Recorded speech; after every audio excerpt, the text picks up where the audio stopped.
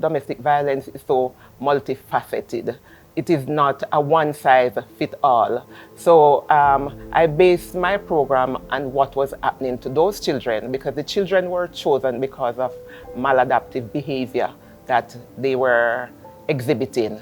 They were smoking, they were drinking, they were fighting with each other.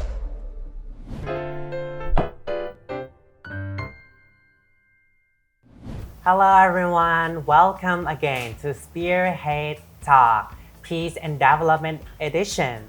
So, right now in this episode, we are with our distinguished guest. Please welcome Oberlene. Thank you. Yeah. Thank you.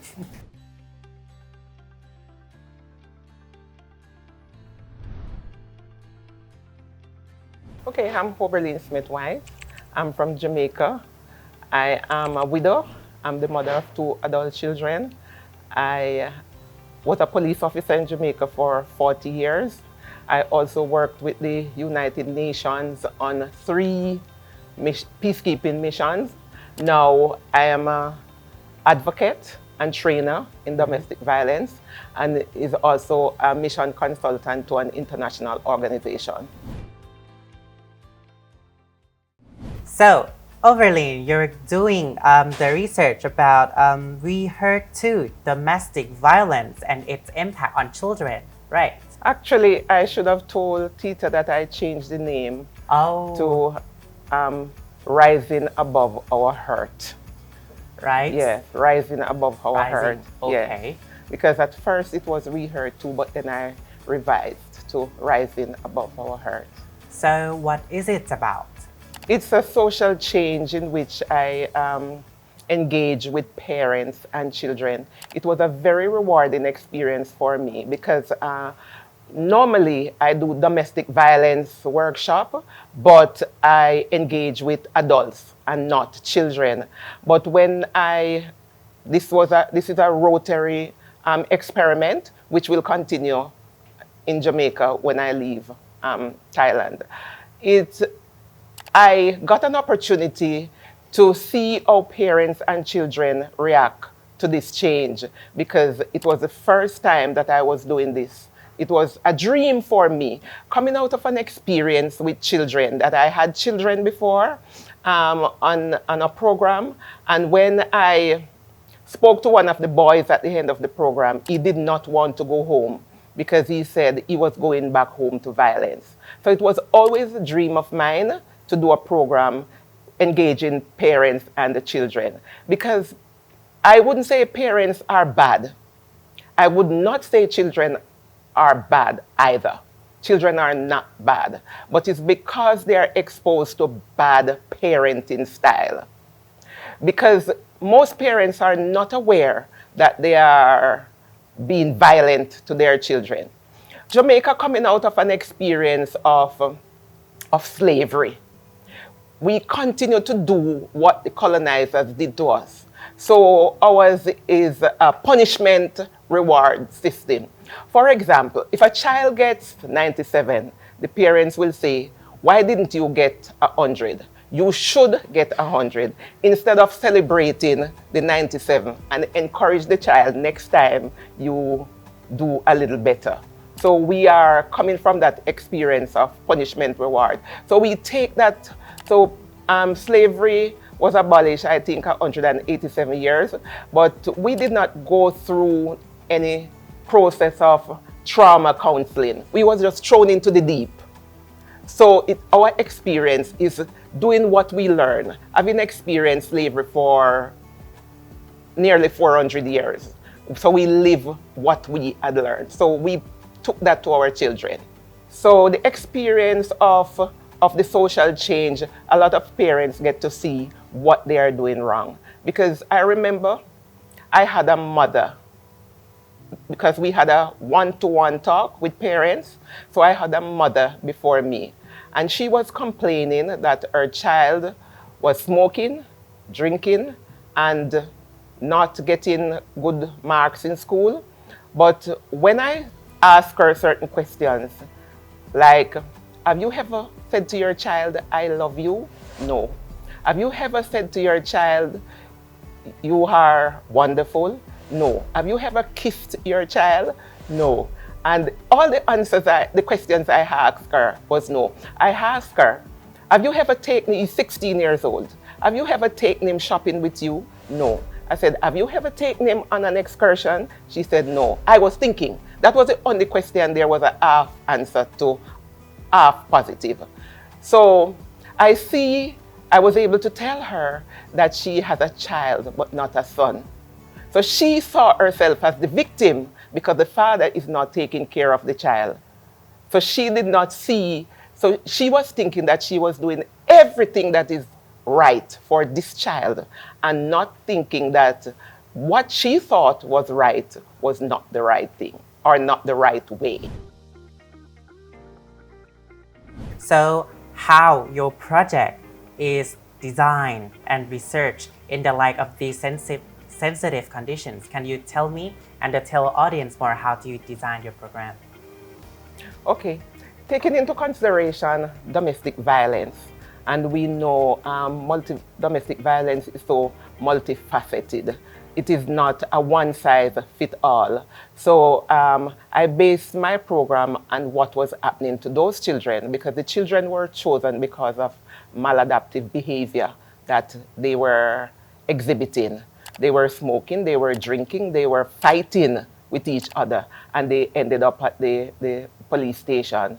So with that in mind, there was a design for the program to help both parents and children how we became the men and women that we are. Because we have to understand why and how we are in order to understand domestic violence and how harmful domestic violence is. So we are who we are because of cultural practices, religion, social interaction, and deep-rooted violence. So we have to understand all of these things to recognize that we didn't just hop and be like we are, but how we became that.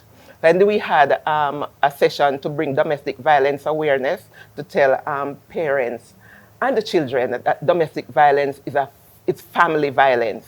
It's within the family. When we talk about domestic violence, we are talking about both physical and emotional violence. Because physical violence is that what you can see. You hit the child.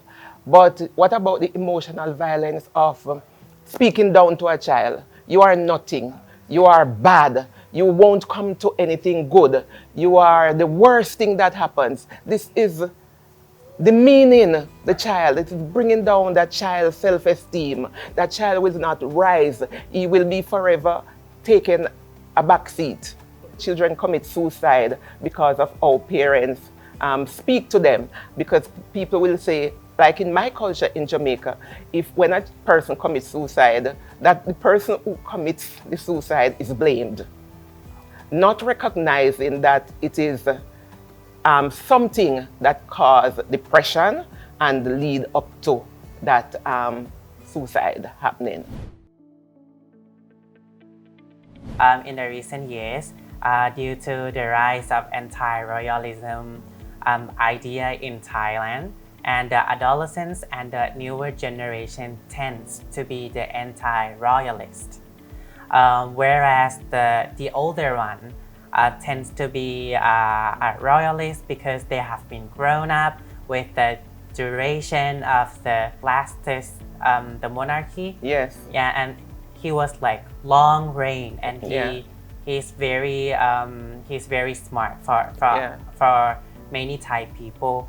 But due to the clash of it and the shifting of the values, because children nowadays has been calling for a lot of freedom of expression, freedom or even not to wear the uniform in the school because they think that regardless of their uniform, they can study, not involving the school uniform. And why do some people need to wear uniform? Not to mention that before the polarization of politics that much, parenting in Asia sometimes doesn't give self-esteem to the child.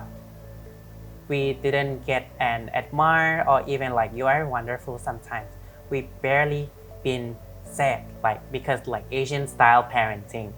And sometimes I think Thai persons who've grown up and sometimes they're used to have parenting like that. So when their parents they try We do the same thing. yeah. Yes.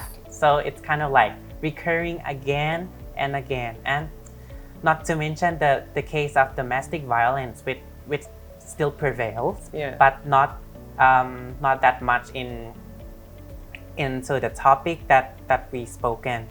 So yeah, I think that Thailand has also experienced a lot, even from the parenting style, and not to mention in the worst case like the domestic violence. So from your point of view, how can we get over it, or how can we develop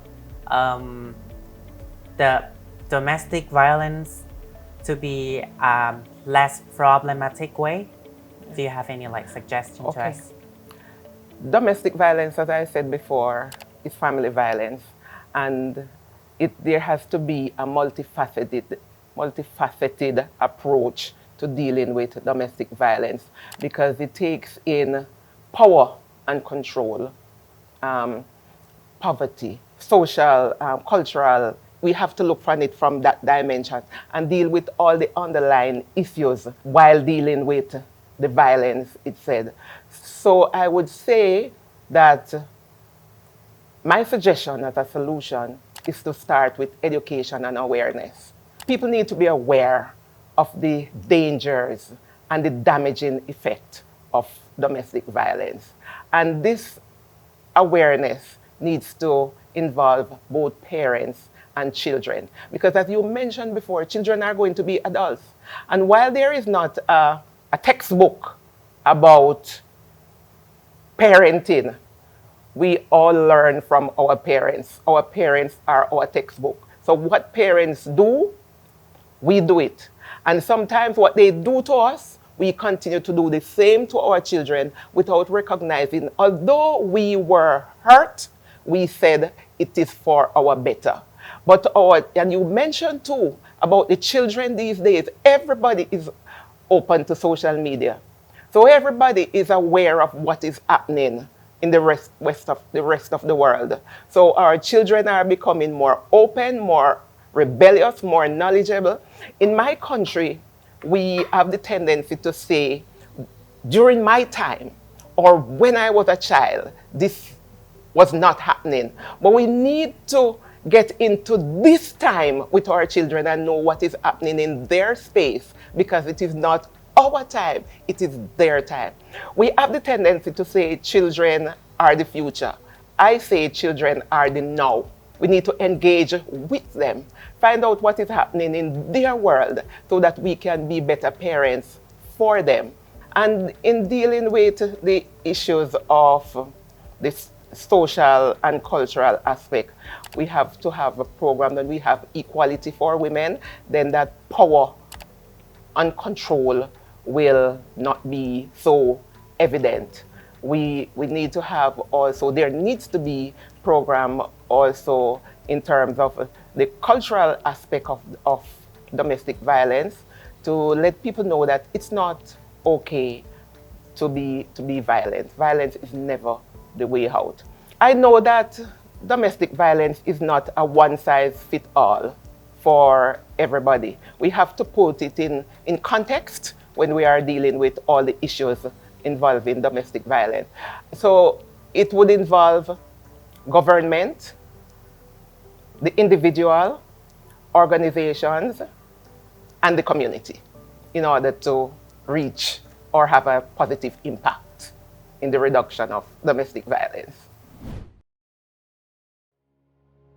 The last question would be that do you want to say anything to the one who are parenting, the one who is suffering from the domestic violence? You can say anything you want. This is your stage now. Okay.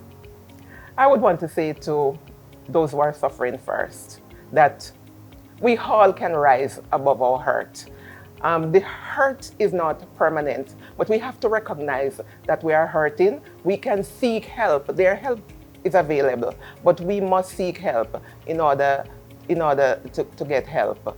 And it is not domestic violence.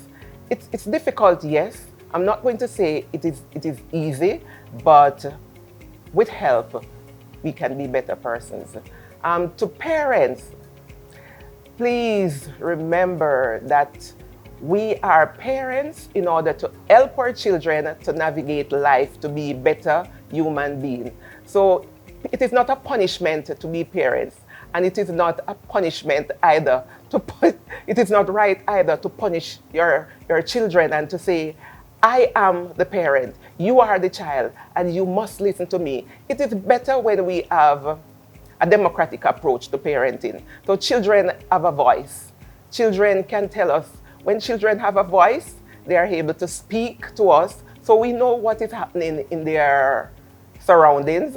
They can come to us when they are not afraid to speak with us. But parenting is a wonderful experience. So I would suggest that parents, get help also, because we don't know it all. So we need to get help when we find ourselves in difficult situations. Yeah, so that's all for our episode. Thank you very much, Oberlene. Thank you too for having me. So that's all for our episode. Please see next who's going to be our guest. So see you next time. Bye bye.